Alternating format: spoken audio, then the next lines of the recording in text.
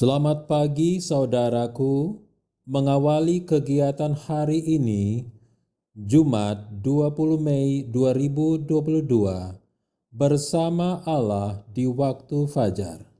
Judul renungan adalah Pertobatan Paulus. Firman Tuhan dalam 1 Timotius 1 ayat 15. Perkataan ini benar dan patut diterima sepenuhnya.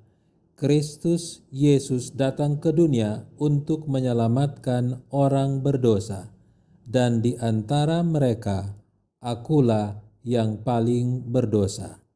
Mari kita dengar ulasannya.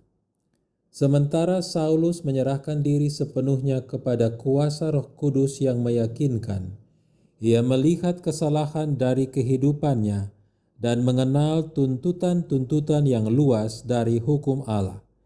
Ia yang menjadi orang Farisi yang sombong, yakin akan pembenaran oleh perbuatan yang baik, sekarang tunduk di hadapan Allah dengan kerendahan dan kesederhanaan seorang anak kecil, mengaku ketidaklayakannya sendiri dan memohon juru selamat yang telah tersalib dan bangkit itu. Saulus rindu untuk datang ke dalam keselarasan sepenuhnya dengan persatuan dengan Bapa dan Anak, dan di dalam kehebatan kerinduannya untuk keampunan dan penerimaan, ia mempersembahkan permohonan yang sungguh-sungguh kepada takhta anugerah. Doa-doa orang Farisi yang hendak bertobat itu tidaklah sia-sia. Pikiran dan emosi hatinya yang paling dalam diubahkan oleh anugerah ilahi, dan kecakapannya yang lebih mulia diselaraskan dengan maksud Allah yang kekal. Saudara, pertobatan Saulus adalah bukti yang mencolok tentang kuasa yang ajaib dari Roh Kudus untuk meyakinkan manusia dari dosa. Ia sudah percaya dengan sungguh-sungguh bahwa Yesus dari Nazaret telah meniadakan hukum Allah dan bahwa ia telah mengajar kepada murid-muridnya bahwa hal itu tidak layak berpengaruh. Tetapi sesudah pertobatannya, Saulus mengakui Yesus sebagai seorang yang telah datang ke dalam dunia ini dengan maksud yang jelas untuk mempertahankan hukum Bapanya.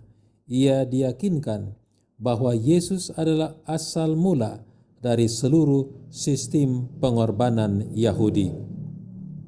Saudara, Yesus mungkin telah melakukan semua pekerjaan ini untuk Paulus secara langsung, tetapi ini bukanlah rencananya. Paulus memiliki sesuatu yang harus dilakukan dalam bentuk pengakuan kepada orang-orang yang kehancurannya telah ia rencanakan, dan Allah memiliki pekerjaan untuk dilakukan orang-orang yang telah Dia tetapkan untuk bertindak menggantikannya. Inti perenungan adalah, jika kita merasa diri benar, ingat bahwa hanya Yesus Kristus adalah kebenaran dan barometer keselamatan. Hanya berpusat pada Kristus dan teladan hidupnya yang menghidupkan kebenaran adalah contoh yang tidak pernah salah. Mereka yang dijamah oleh Roh Kudus dituntun untuk menyadari bahwa diri harus dihampakan dan Roh Kudus mengambil alih hati ini untuk mengerti kebenaran sejati abadi hanya di dalam Yesus Kristus. Mari kita berdoa. Bapa kami, mulialah nama-Mu. Kami percaya kepada pengampunan yang Engkau anugerahkan bagi kami. Ubahlah hati kami untuk menghormati firman-Mu yang hidup dalam Kristus, Sang Jalan Kebenaran dan Hidup. Terima kasih Bapa, hidup kami ada dalam tangan-Mu. Dalam nama Yesus Kristus. Amin. Demikian perenungan kita hari ini.